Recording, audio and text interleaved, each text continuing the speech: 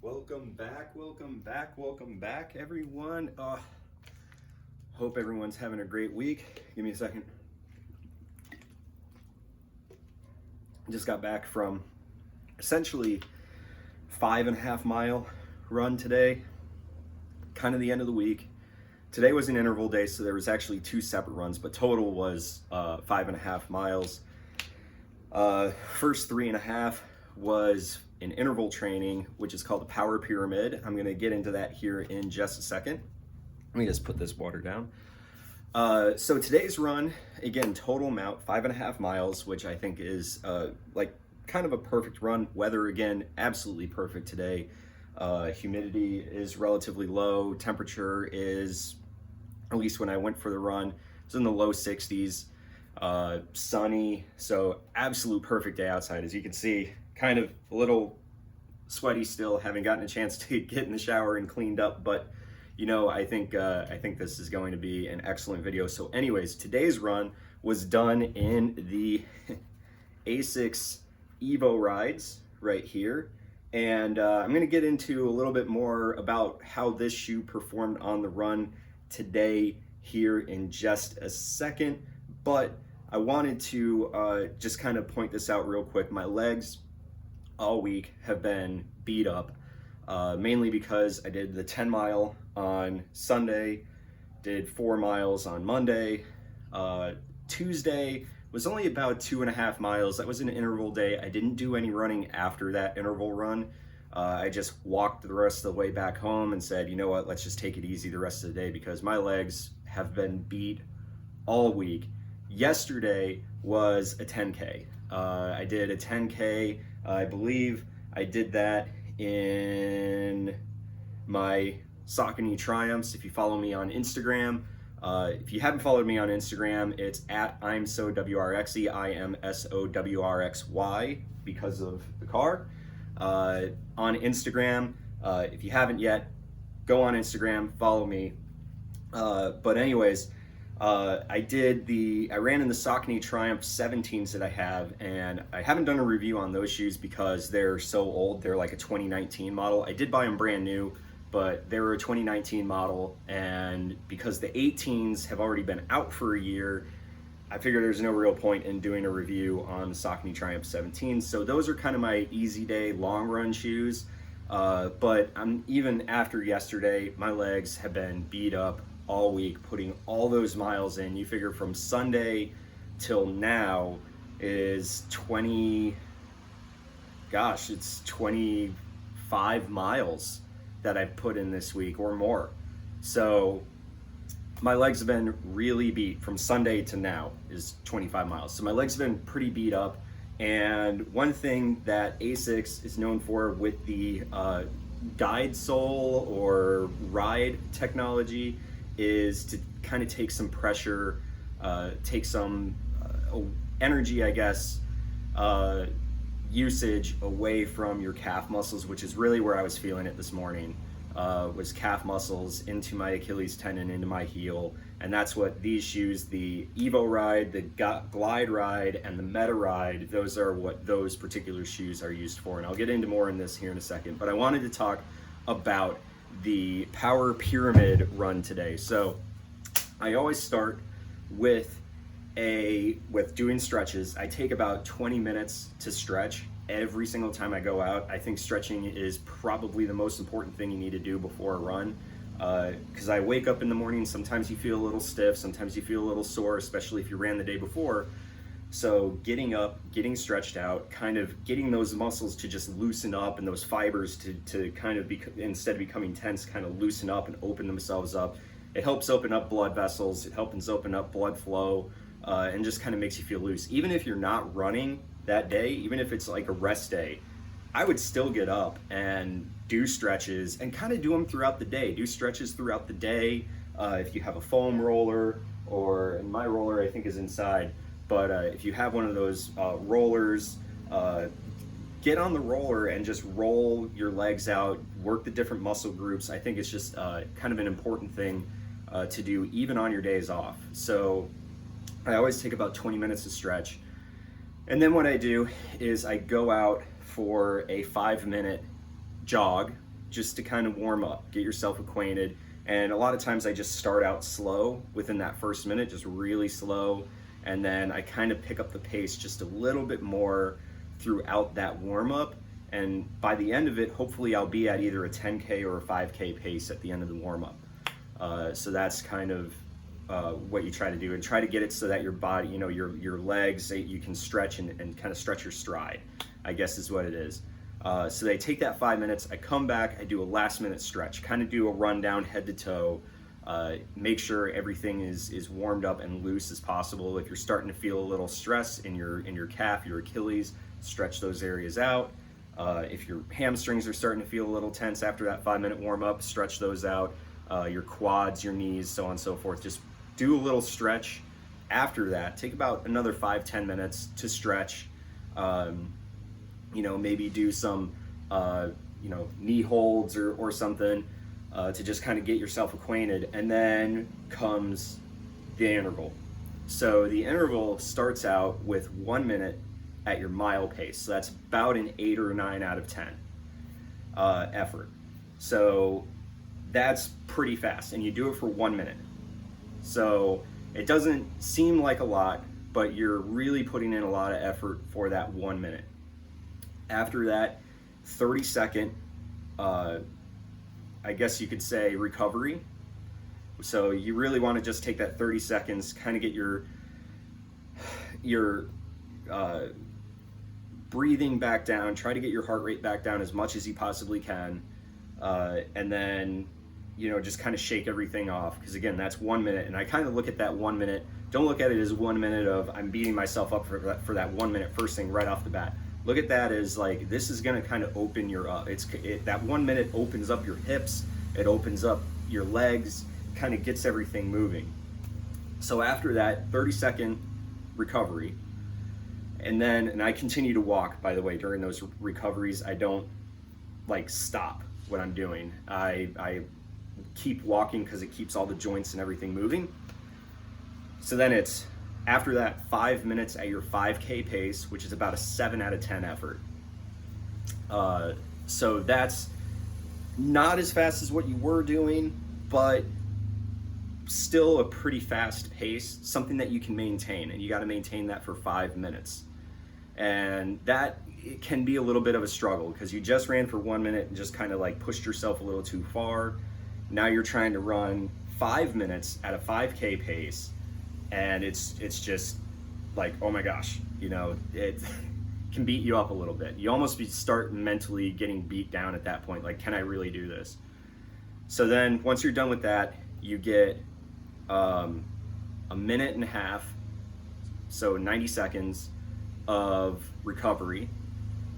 You know, kind of put your hands on your head, open up your stomach, your chest, breathe deeply, and try to get yourself to kind of calm down a little bit. After that, 90 seconds, then it's 10 minutes at your 10K pace, which is about a 6 out of 10 effort. So this is very in controlled, relatively easy type of run. This is something that you know, a pace that you should be able to maintain for 10 kilometers or 6.26 miles. That's kind of the pace that you need to be at. So breathing should be easy. Now, rule of thumb in that particular scenario for a 10K, really even for a half marathon, really, but for a 10K, think about if you have a partner running with you, you should be able to kind of have short sentence conversations as you're running. That's the type of breathing effort you should be putting in to having that. So going on from there, 10 minutes of doing that. So now you're thinking, oh my gosh, this is insane. How the hell am I doing this? After that, 10 minutes is up, you get a 3-minute break. Thank goodness. Thank goodness for a 3-minute break. That really gives you a chance to kind of get your heart rate back down, get your breathing back down, kind of work your muscles. And because it's so long, it's such a long break of recovery, you really want to keep moving. You don't want to stop because then you start getting cramped up. So you really want to keep moving.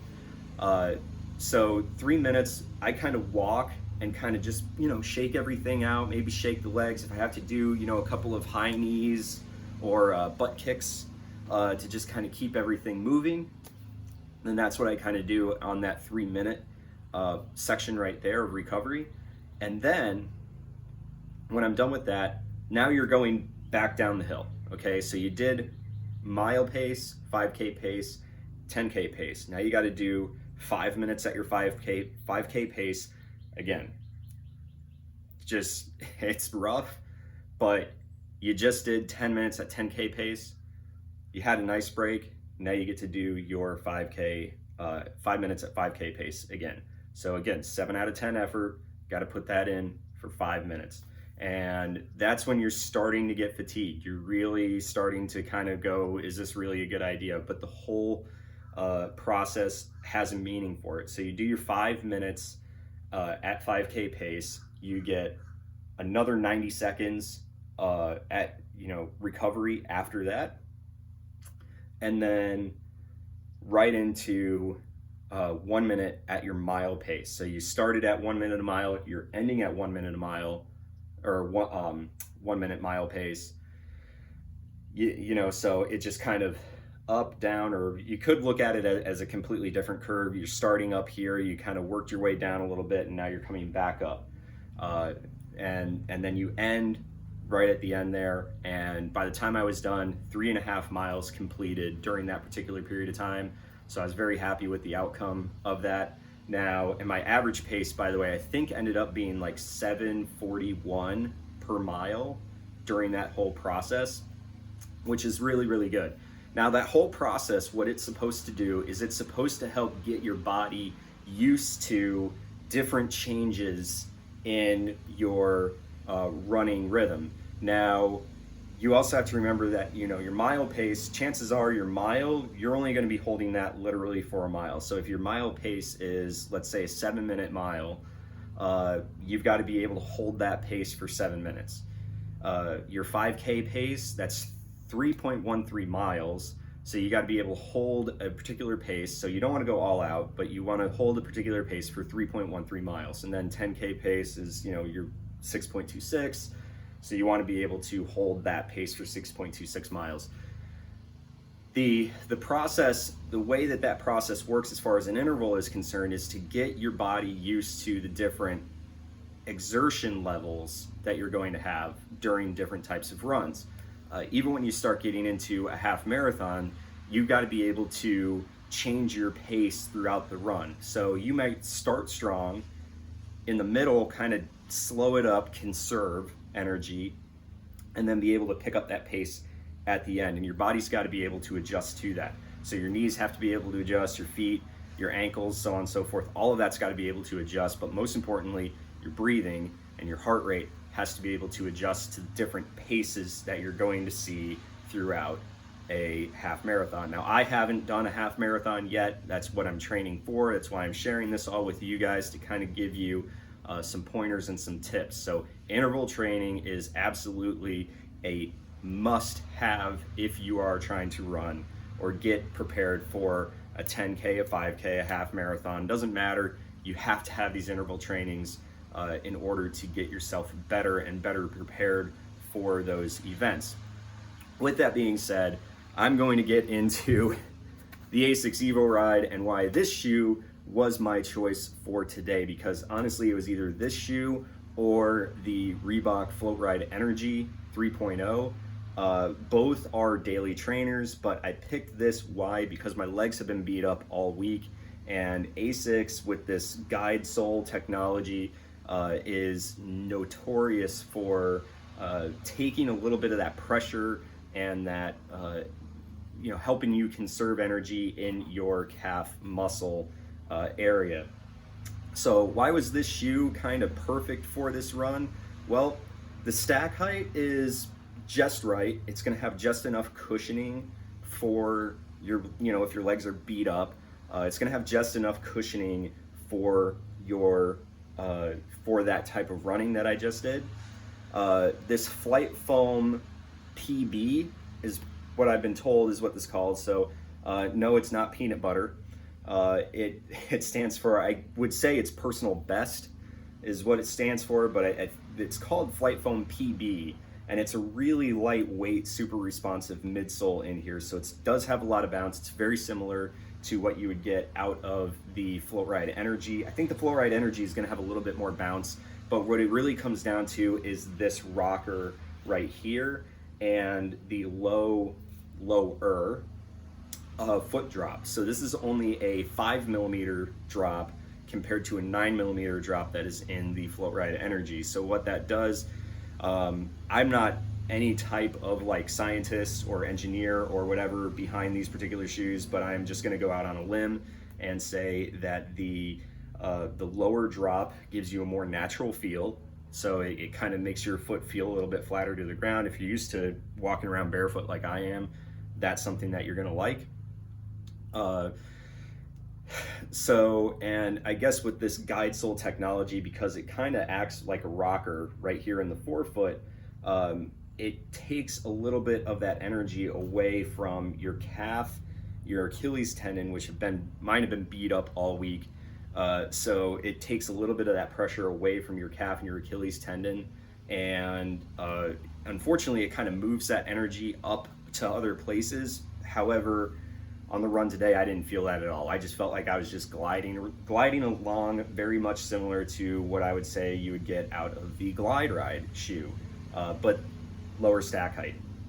But still had plenty of bounce, still had plenty of cushioning to go around.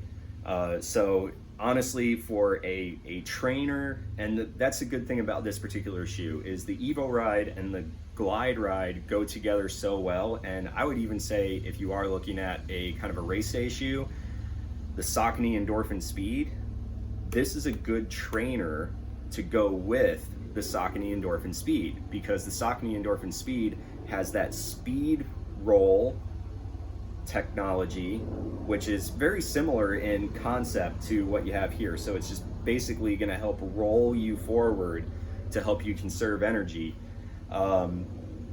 But I think this would be a good daily trainer to go with the Saucony Endorphin Speed. Even though I know they have the Endorphin Shift, this is still a very good shoe that I feel goes with that shoe really well. It has a lot of pop.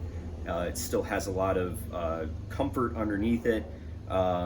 It's not as heavy as the Endorphin Shift, but it still offers that roll to it, so it kind of gets you used to that roll technology. It does have a little bit lower heel drop to it, or foot drop to it, but it's still just overall from heel to toe, I think this is a good shoe that actually works well with the Saucony Endorphin Speed.